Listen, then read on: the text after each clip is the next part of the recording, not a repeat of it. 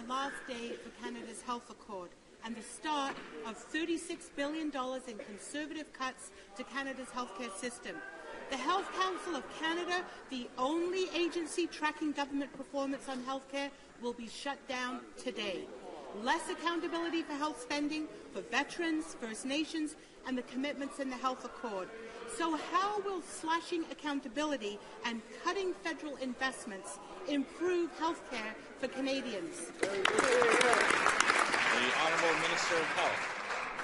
Well, Mr. Speaker, let's be clear that the current framework for funding is not expiring. It continues on with a 6% escalator till 2017.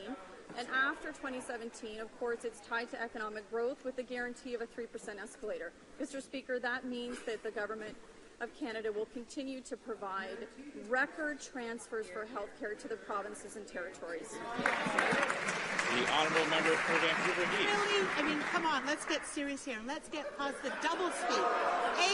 8 years in power. 8 years in power, and Conservatives have failed on every single count. They failed to reduce wait times, failed to live up to their commitments on healthcare transfers, failed on key commitments from the Accord on things like electronic health records, pharmacare, home care, the list goes on and on. So when will the government stop misleading Canadians, stop avoiding accountability, and start working with the provinces to build a strong, stable, and accessible public healthcare system in this country? The Honourable Minister of Health. Well, Mr. Speaker, I would just point out to the member that, of course, we do work closely with the provinces and territories.